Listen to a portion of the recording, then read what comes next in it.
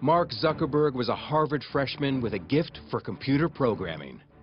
Less than a decade later, he is the baby-faced, multi-billionaire power broker who rubs shoulders with the president. My name is Barack Obama, and I'm the guy who got Mark to wear a jacket and tie. I think most people still haven't really digested the scale of Facebook or how quickly it's grown. The goal is obviously to get to ubiquity. I mean, Mark Zuckerberg wants everyone to be on this service. He transformed a dorm room project into the Internet's biggest global village. The site now has over 900 million users. You can't underestimate how driven Mark Zuckerberg really is. Zuckerberg is just as visionary as Steve Jobs. He's going to prove just as influential as Bill Gates. But for all that success, Zuckerberg has confronted bitter battles and lawsuits over Facebook's origins. One, he wanted to control his own thing. And two, if he's going to go against someone, he's going to crush them.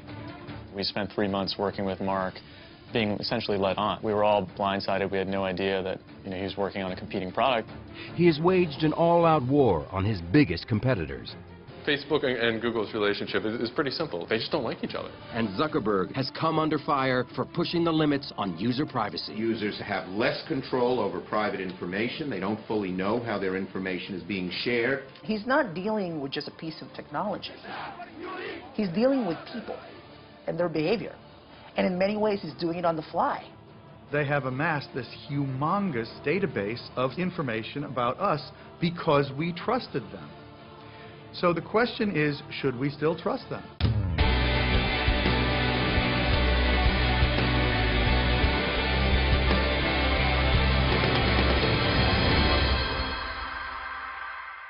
I think that the goal that we went into it with wasn't to make an online community, but sort of like a mirror for the real community that existed in real life.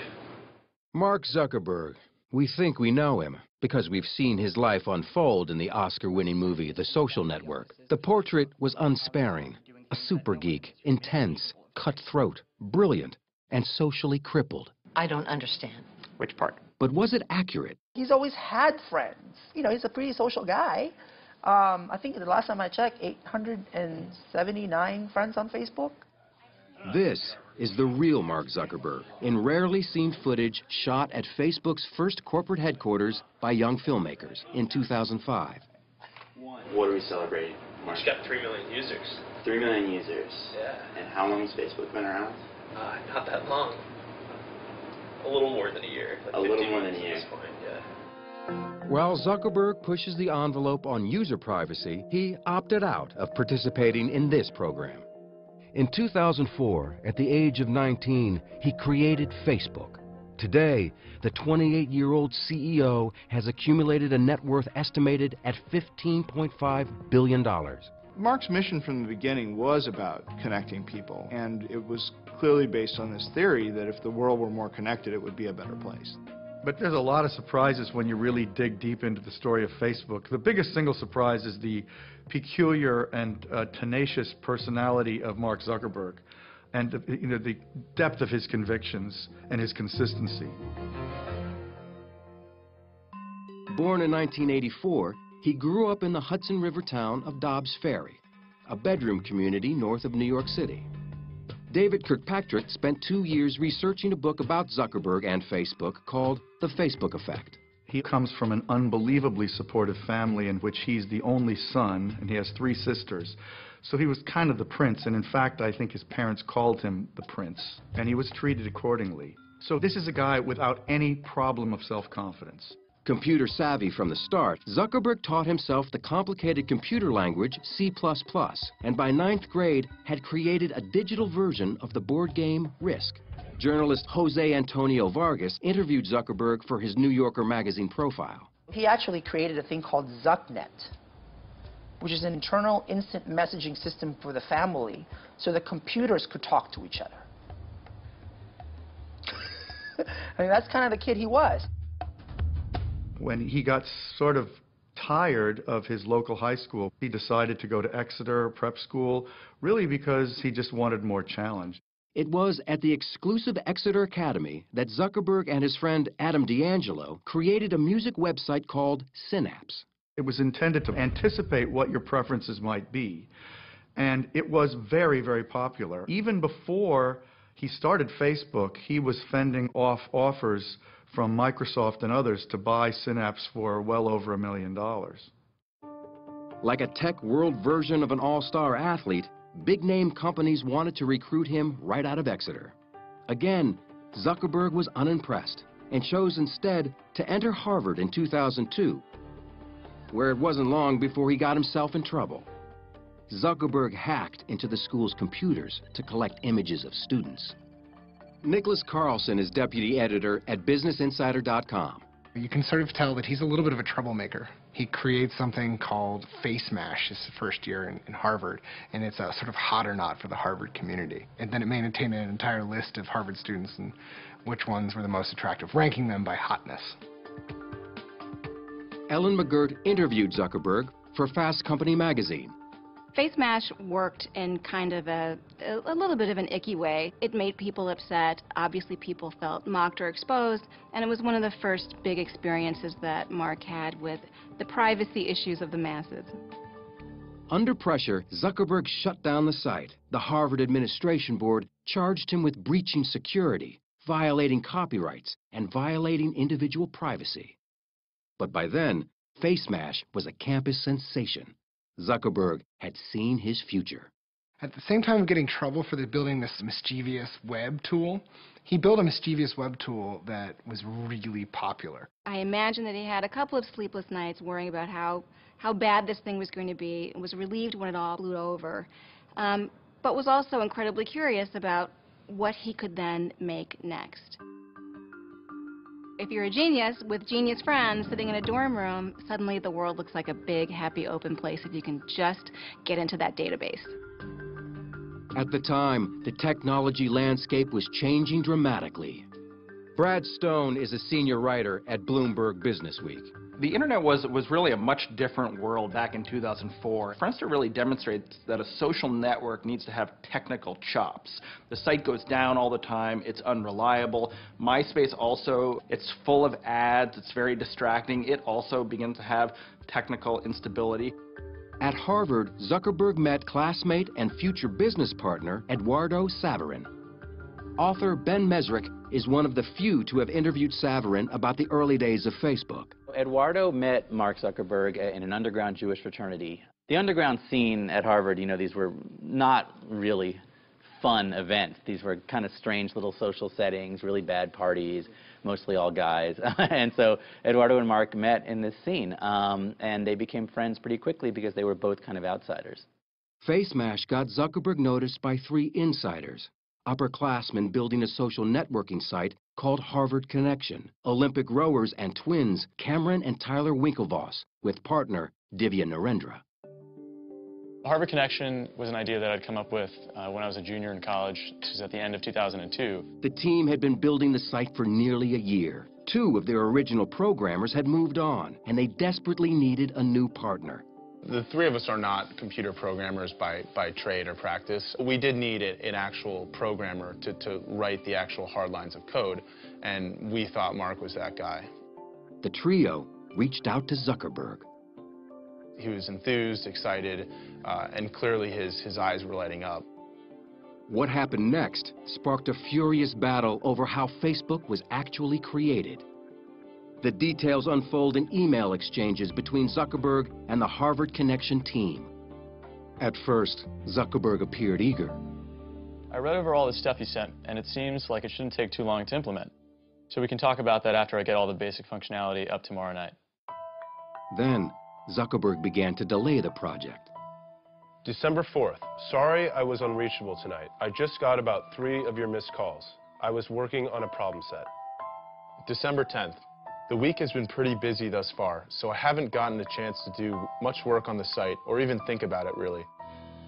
Zuckerberg was stalling because he was busy working on a similar social networking site based on Harvard's student directory called the Facebook. He and Saverin partnered to fund it. Mark came to him and said, you know, you put up $1,000 and we'll launch this site. And, you know, there were no contracts. These were just 2 kids in a dorm room, really. But that's where it started. Writer Nicholas Carlson interviewed more than a dozen people involved in the founding of Facebook and found instant messages retrieved from Zuckerberg's computer he said Zuckerberg sent to Saverin. According to Business Insider, the IM suggests Zuckerberg was deliberately misleading the Winklevoss twins. He says things like, look at this site that I'm working on, Harvard Connection. Haha, they made a mistake. They asked me to do it for them because I'm working on my own Facebook. We were always under the impression that Mark was working on HarvardConnection.com. There was never an indication from him that he could not do the work, didn't want to do the work, or was working on something identical on the side called the Facebook. When he met with the Winklevoss brothers the last time, he saw that he probably should tell them that he's been working on a competing product. He sort of conferred about it with friends. But in the end, he said, you know what I'm going to do? I'm going to blank them. I'm going to blank them in the ear. On February 4th, 2004, just as he was expected to complete work on their site, Zuckerberg and his friends instead launched the Facebook. The Winklevoss brothers and Narendra found out about it the same way nearly everyone else at Harvard did. It completely blindsided us. We definitely did not expect that. Mark wanted to have control over his own project. He saw that they were on to something cool, the Winklevoss brothers, but he saw that he could do something cooler. And so, one, he wanted to control his own thing, and two, if he's going to go against someone, he's going to crush them. And that's what he did.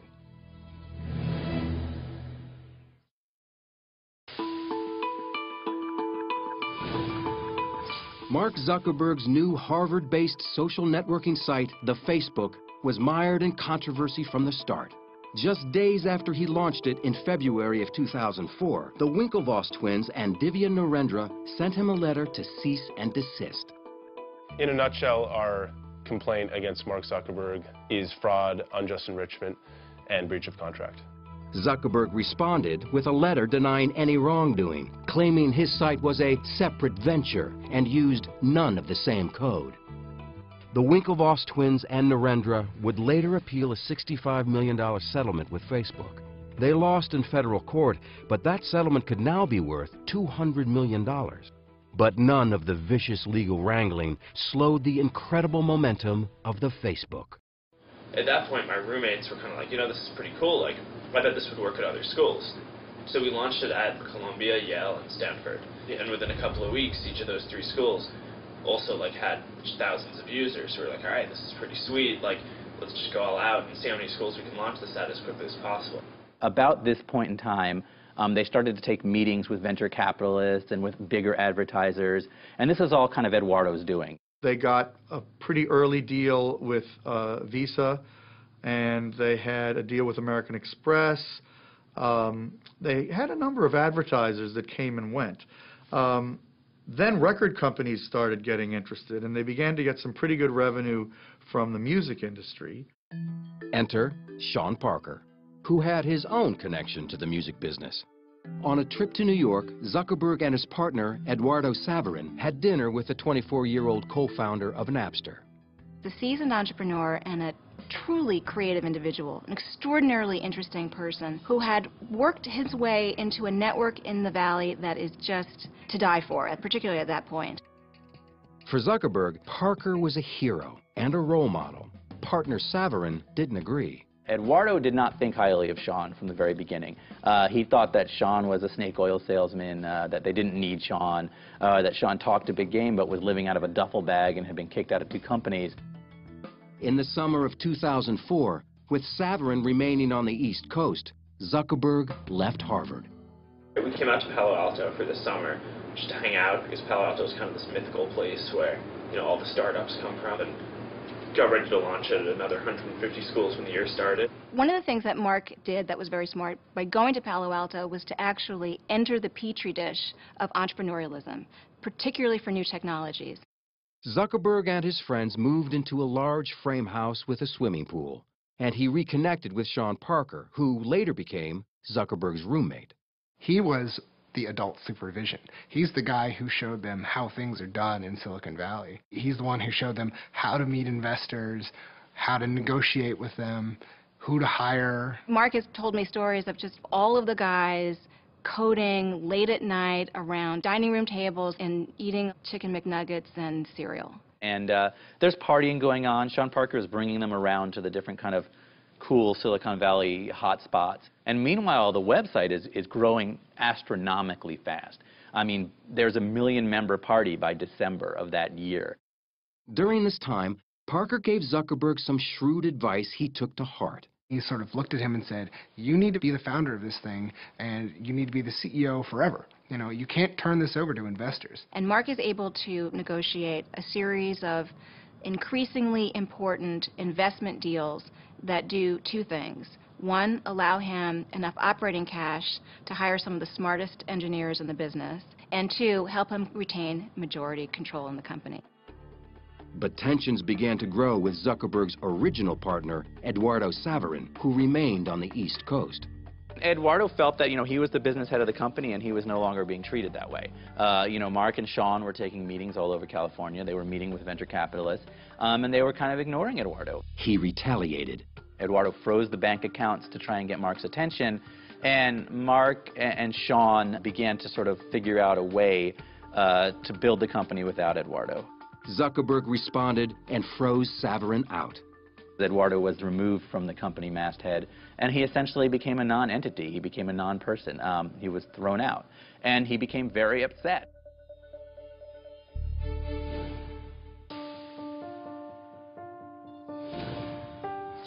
Facebook had 1 million active users on college campuses nationwide, and big money was starting to pour in. Sean Parker, the new president of Facebook, introduced Zuckerberg to Silicon Valley angel investor Peter Thiel, who put $500,000 into the company. Then, in the spring of 2005, the venture capital firm Excel Partners offered Zuckerberg $12.7 million for an 11% stake in the company. And didn't ask for much control at all. Walking away from that investment, Mark controlled 3 out of 5 board seats. Which is a bizarre and unprecedented situation to have one individual have absolute, effectively dictatorial control over the disposition and direction of an increasingly giant company. Overnight, the Excel investment gave Facebook a valuation of $100 million. As Facebook's public profile grew, so did Zuckerberg's control. This time, Sean Parker was edged out. In August of 2005, Parker was arrested for suspicion of cocaine possession. Although not formally charged with a crime and immediately released, it led to his abrupt resignation as president of Facebook. He was the primary outside face of the company, and it was felt that somebody who was under any kind of a cloud with drugs was not the right guy to be the public face of Facebook. So Mark reluctantly agreed that he ought to leave. Facebook was growing with remarkable speed, and Zuckerberg moved the company from its frat-like house with the pool to a larger and more conventional space in downtown Palo Alto. 3, 4, 5. But the college atmosphere remained the same. One of the things that I do focus on at Facebook is making sure that the culture is very friendly, and that people hang out. In terms of managing this whole process, nothing, nothing. Like, I have no idea what I'm doing, Even their employee interviews were different. Chris Kelly was brought on in the new position of Chief Privacy Officer to deal with Facebook's increasingly contentious privacy issues, at a time when the entire company numbered only a couple dozen employees. The first time I met Mark, we climbed out on the roof, out through the window, and did our interview on the roof of what was then a World Wraps. And it was clear he was young, but he had a very sophisticated understanding of what had happened so far and where he wanted to take the company. Determined to keep Facebook's unusual creative culture alive, all-night hackathons were one way to do it. We have these hackathons at the company, right, where basically everyone gets together and just hacks on something and builds something all night long. And the only rule is that you aren't allowed to work on at a hackathon what you work on the rest of the time. So people work on crazy stuff. Hackathons were some of the most kind of creative focus that you could ever imagine in a company. Imagining these incredibly talented engineers coming together for a night and saying, we're going to stay up all night and we're just going to program. And we're gonna pick a project, and we're gonna get it done that night. It's like, great, make it. We'll prototype it, and there'll be a prototype war and see who wins. it can be a contentious environment. Man, they wouldn't be able to get all the way across. No, I disagree. That's bull. We had an argument. From Mark's point of view, this is where good ideas come from quickly and efficiently. Good ideas were flowing. Zuckerberg then made a change that would give Facebook a sudden and dramatic boost, allowing people to identify or tag themselves and their friends in photographs.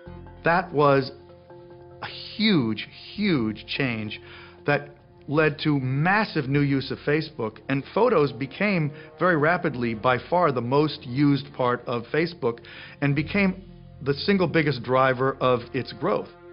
That growth continued in one direction, up. According to Facebook's internal tracking, its user base had shot to 5.5 million users in less than 2 years. And media giants were banging on the door.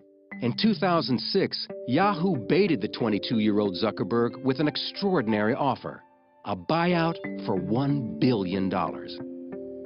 Even more extraordinary, Zuckerberg turned them down. Now, if you are a parent of someone about Mark's age, you're looking at the Yahoo decision and thinking, why did you not take that money? It's never been about money. If it was, it would have just sold out. We just felt that doing that and going down that path would not help us build Facebook out to what we thought it could be.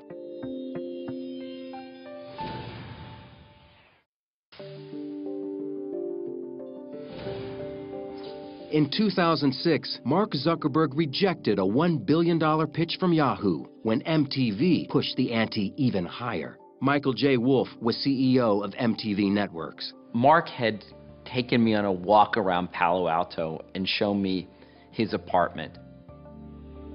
And afterwards, we sat down for lunch, and I told him we'd be willing to pay as much as $1.5 billion to buy Facebook outright. His answer was, I think it's worth a lot more. And besides, you've seen my apartment. I don't really need that kind of money. And at the same time, I may never have an idea as good as this one. So I'm not that interested in selling. There was internal strife around it, no question. There were a lot of people who wanted to sell. Ultimately, Mark decided to turn down the offers.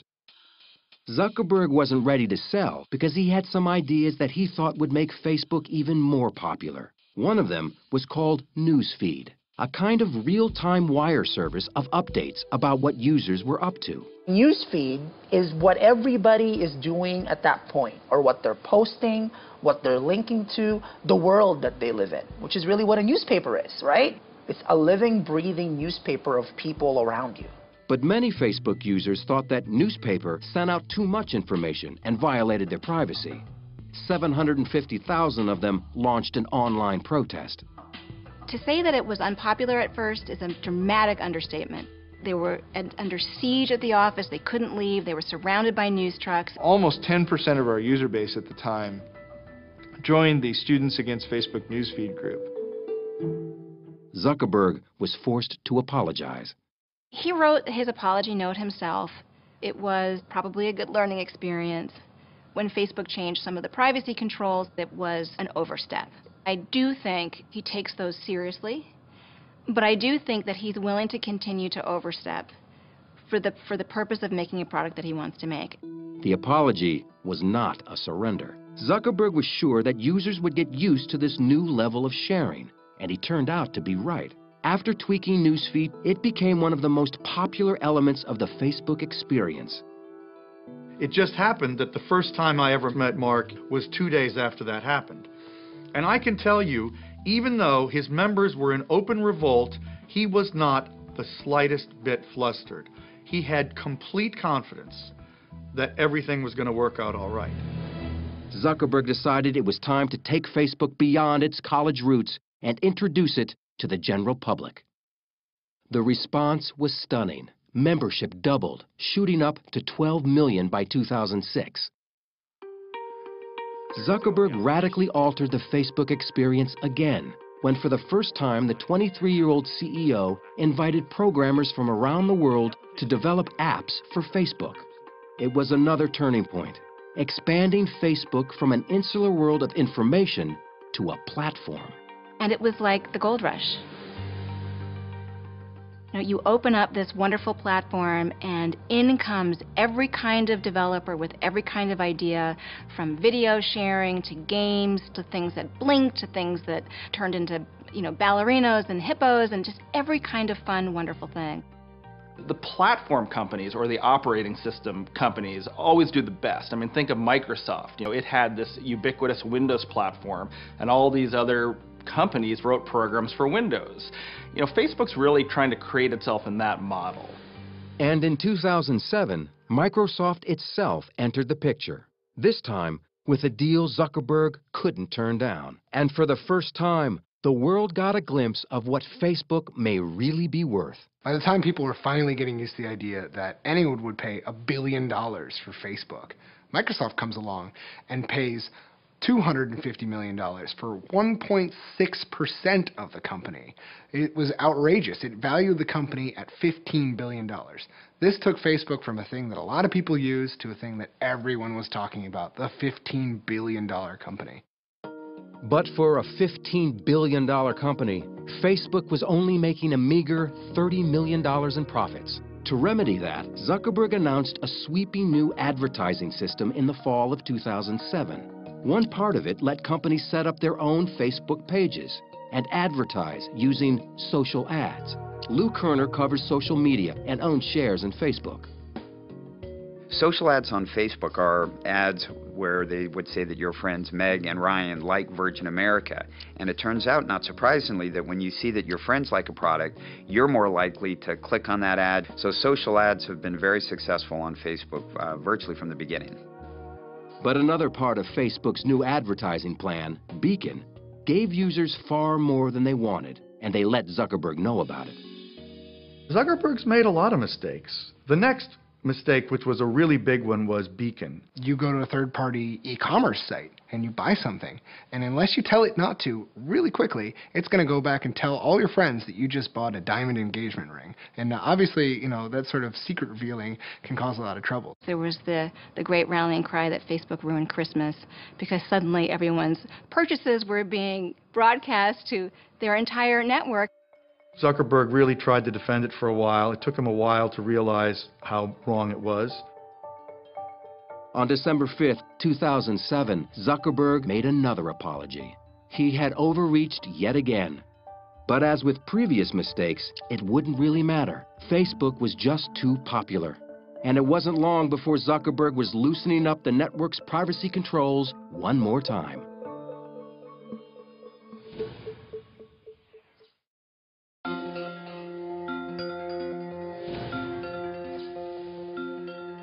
More than 4 years after co-founding Facebook, Zuckerberg still seemed uneasy in the public spotlight. What's your next thing you're going to do? Get bought? No. None of these rumors are true, right? This is making me feel very uncomfortable. All right. By 2009, rumors were indeed swirling that Facebook would go public. Instead, Zuckerberg took money from a new investor. Yuri Milner, CEO of the Russian internet investment firm Digital Sky Technologies, offered a $200 million deal for just 1.9% of the company. Deals of that size are kind of never easy. There's a lot of back and forth. This deal was about the vision that we shared, how big this company can get. Everything else was sort of secondary. Milner's investment allowed Facebook to continue to expand, and it kept the development of the company firmly in the hands of its founder. Zuckerberg knew that pushing Facebook advertising even further was the key to continued growth. For years, Zuckerberg believed that Facebook was in a unique position. Today, even with the most advanced advertising systems that exist, they only have estimates of what someone's gender might be, or what someone's age might be, or what they might be interested in. But on Facebook, we know exactly what gender someone is, and exactly how old they are, and exactly what they're interested in. Jeremy Smith is Chief Strategy Officer for Second Market, a company that brokers shares in privately held companies which cannot yet be traded on the public market. What makes Facebook so desirable from the perspective of advertisers is that they are able to accumulate information on their users like nobody else. The funny thing is, the users don't really view it as data. It's themselves. It's their information. It's their lives that they're putting on there. But as far as advertisers are concerned, it is the holy grail of data.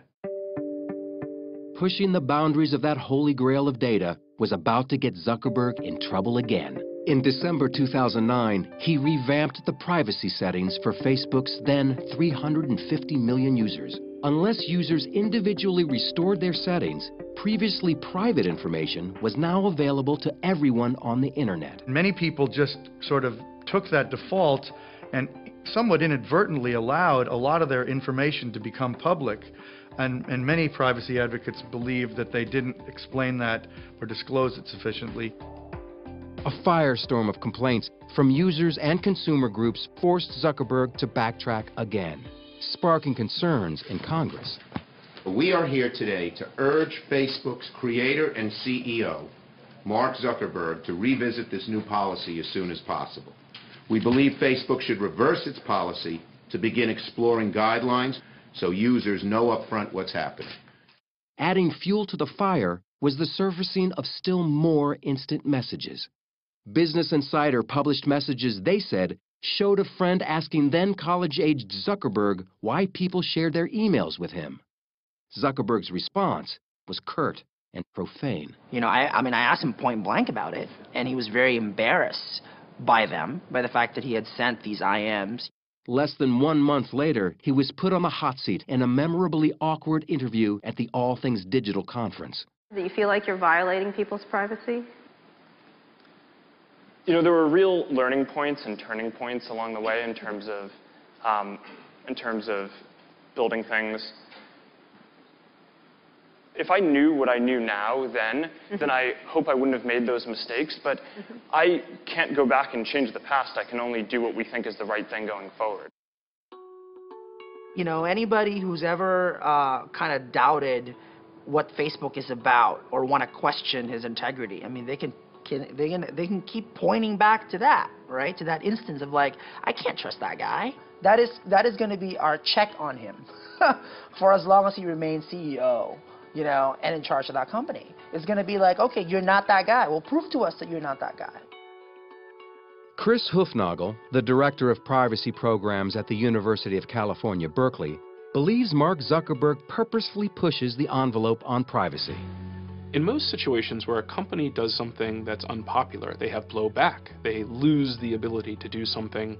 But in Facebook's case, we have something I call blow forward, where they take 2 steps forward, there's some type of public reaction, and they just take a little step back. And so over time, they've been able to open up profiles more and more. Mark does not think you should be a different person at work than you are at the bowling alley, in bed, at school. You know, he basically thinks you should be consistent across all these environments. So that's a very radical view for many older people.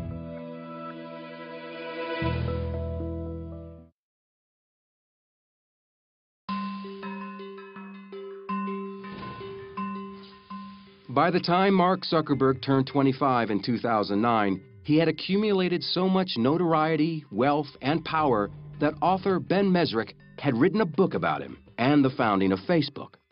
This story started for me at an email I received just out of the blue to my website, and Eduardo Saverin was angry. He wanted to tell his story. He had co-founded Facebook with Mark Zuckerberg, and then he said had been kicked out of the company, and he felt betrayed, and he wanted to talk. Saverin talked to Mesrick for 6 months about a lawsuit he'd filed against his former Harvard classmate for diluting Saverin's share of the company. According to Mesrick, Facebook found out Eduardo was talking to him.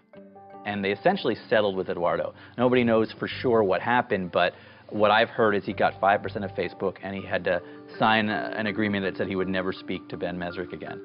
But Mesrick already had enough material for his book. My proposal had leaked out on the web. Aaron Sorkin saw it. Scott Rudin saw it. So Sorkin immediately signed on to write the screenplay, and everything happened very quickly from there. The pre-release publicity surrounding the movie also seemed to force Zuckerberg to go on a PR offensive. The previously press-shy Zuckerberg was suddenly everywhere. If you build something great, that's what people care about. When people don't care about what someone says about you in a movie. He gave Oprah a tour of his house in 2010 and announced on her show a $100 million donation to public schools in Newark, New Jersey. $100 million. $100 million.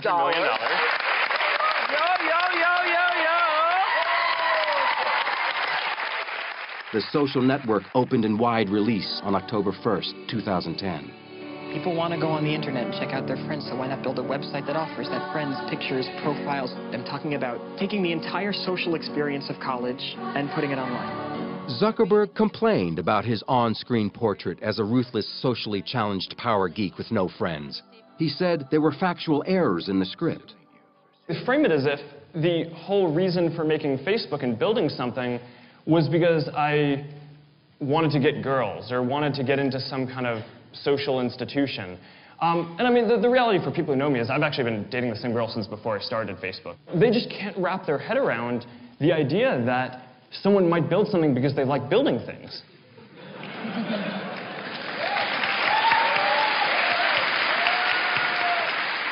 Though he initially said he wouldn't see the movie, Zuckerberg ended up taking his entire staff to it. He even showed up on Saturday Night Live. You ever end up seeing the film, the Social Network? Yeah, I did. Cool. Yeah. Oh, thanks. And what did you think? It was interesting. Thank you to the Hollywood Foreign Press for this extraordinary honor. The Social Network won a Golden Globe Award for Best Dramatic Picture, as well as 3 Academy Awards. First Tunisia, now Egypt. What's next? But to an increasing number of people around the world, Facebook wasn't just a Hollywood movie. It was affecting real life.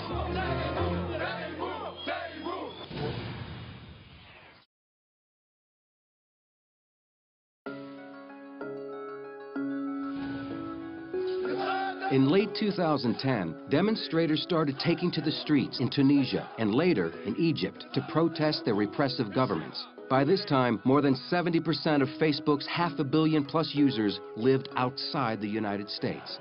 In Egypt, one flashpoint for the anger was a case of police brutality. At the center of the protests was a Google employee who ran a Facebook page. Wael Ghonim was the manager in Egypt of a page that was a memorial to this guy who had been beaten, tortured, and killed by the secret police. And that group became very, very large, many, many hundreds of thousands of members during the period leading up to the revolt against Mubarak.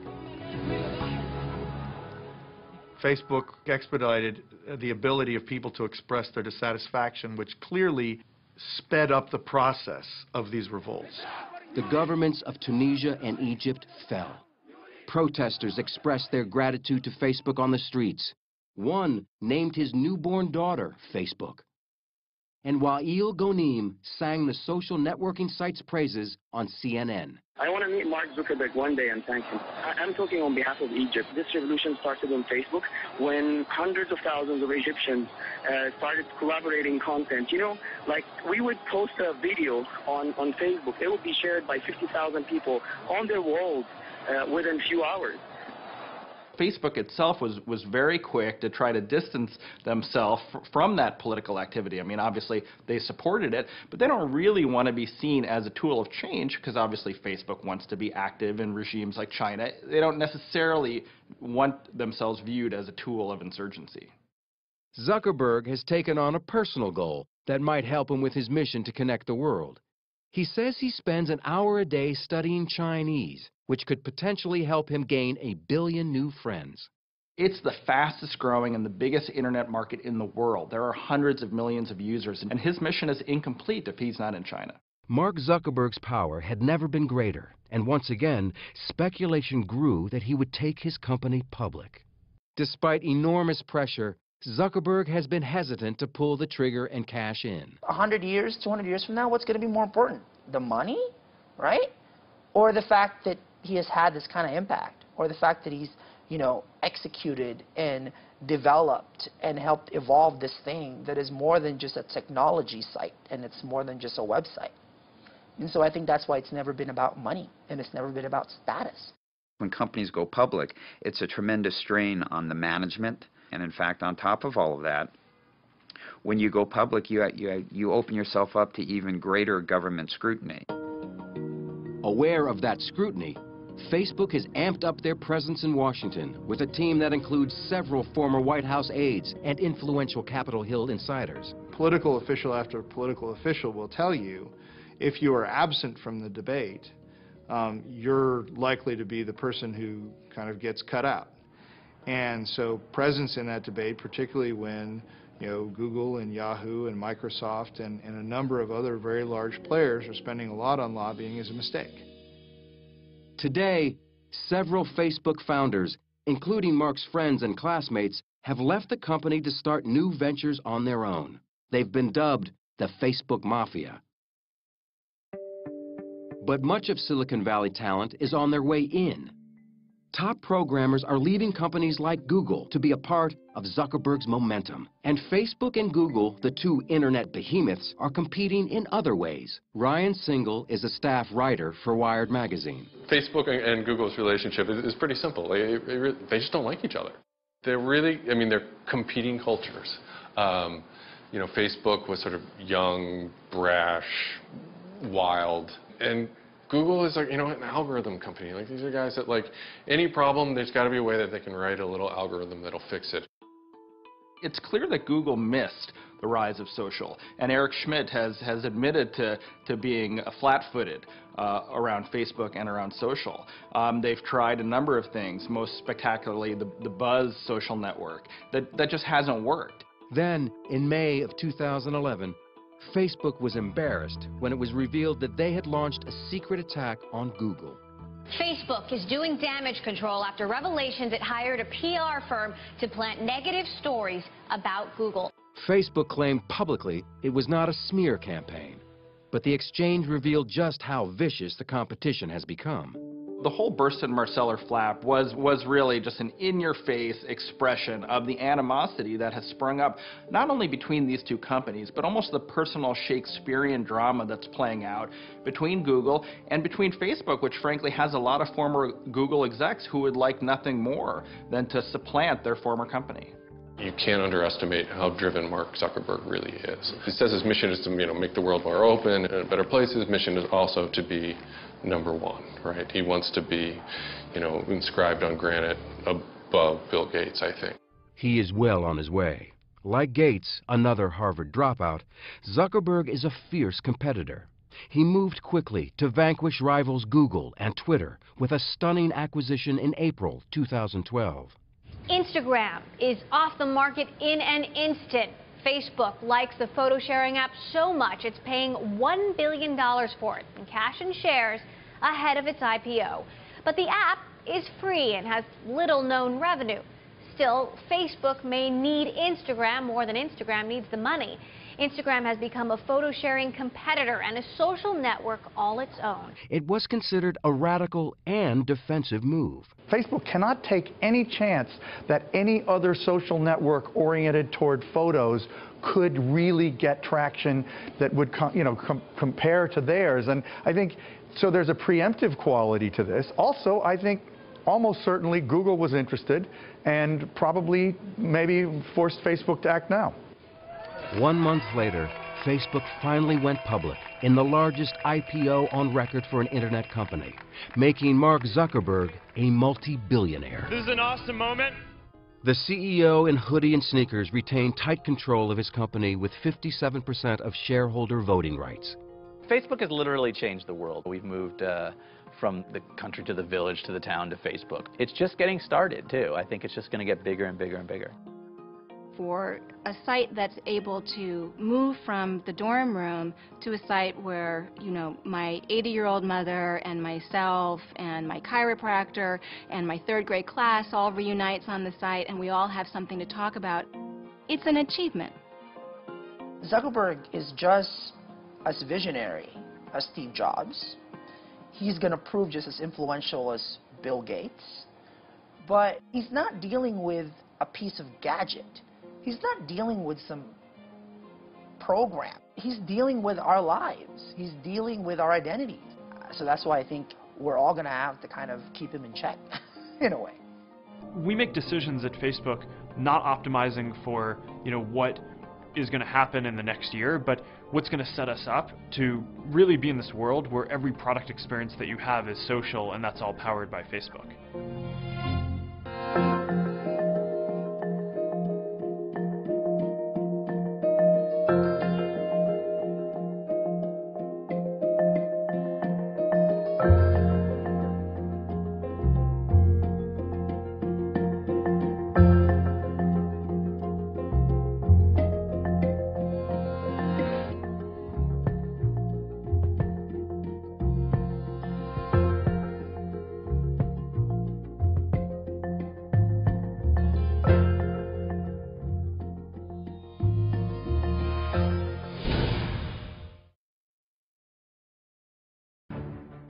Mark Zuckerberg was a Harvard freshman with a gift for computer programming.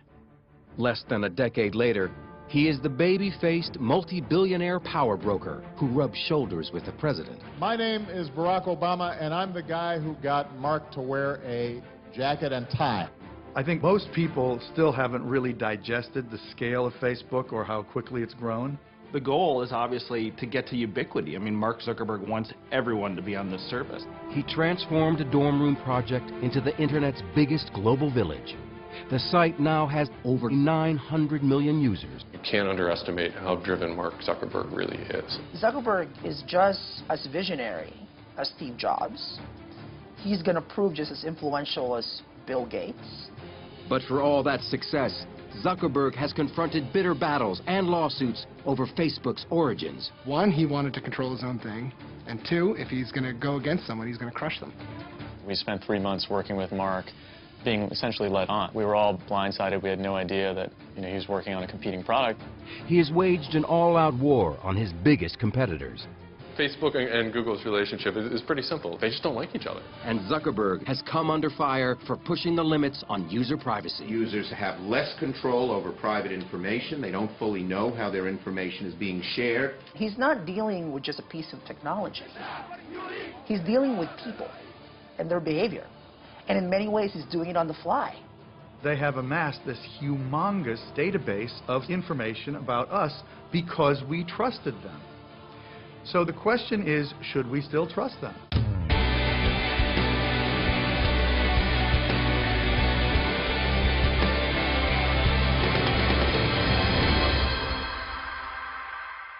I think that the goal that we went into it with wasn't to make an online community, but sort of like a mirror for the real community that existed in real life.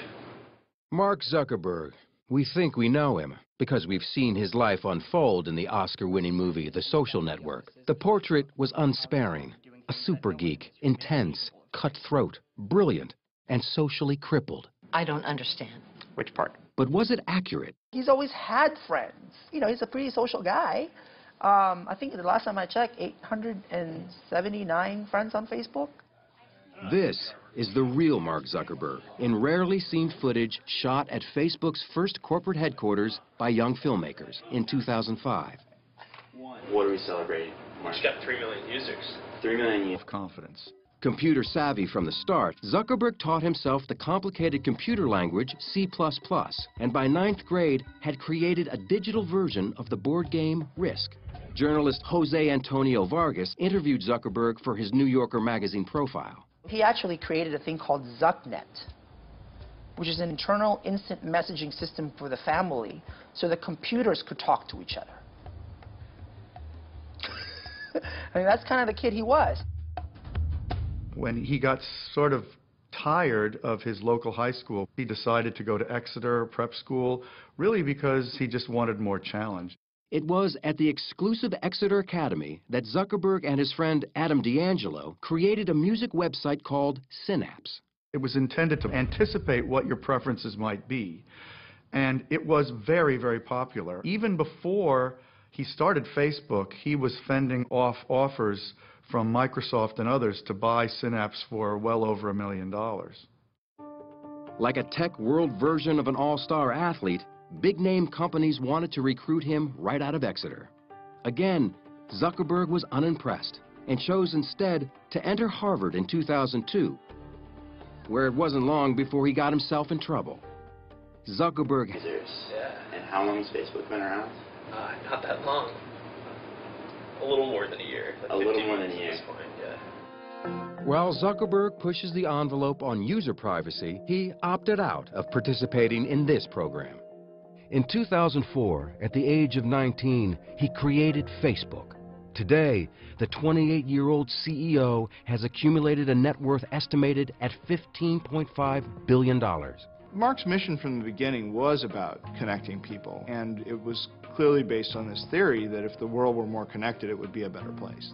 But there's a lot of surprises when you really dig deep into the story of Facebook. The biggest single surprise is the peculiar and tenacious personality of Mark Zuckerberg, and the depth of his convictions and his consistency.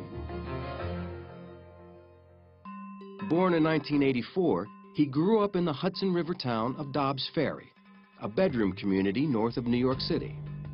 David Kirkpatrick spent 2 years researching a book about Zuckerberg and Facebook called The Facebook Effect. He comes from an unbelievably supportive family in which he's the only son, and he has 3 sisters. So he was kind of the prince, and in fact, I think his parents called him the prince, and he was treated accordingly. So this is a guy without any problem of hacked into the school's computers to collect images of students. Nicholas Carlson is deputy editor at BusinessInsider.com. You can sort of tell that he's a little bit of a troublemaker. He creates something called FaceMash his first year in Harvard, and it's a sort of hot or not for the Harvard community. And then it maintained an entire list of Harvard students and which ones were the most attractive, ranking them by hotness. Ellen McGirt interviewed Zuckerberg for Fast Company magazine. FaceMash worked in kind of a little bit of an icky way. It made people upset. Obviously, people felt mocked or exposed, and it was one of the first big experiences that Mark had with the privacy issues of the masses. Under pressure, Zuckerberg shut down the site. The Harvard Administration Board charged him with breaching security, violating copyrights, and violating individual privacy. But by then, FaceMash was a campus sensation. Zuckerberg had seen his future. At the same time of getting trouble for building this mischievous web tool, he built a mischievous web tool that was really popular. I imagine that he had a couple of sleepless nights worrying about how bad this thing was going to be, and was relieved when it all blew over, but was also incredibly curious about what he could then make next.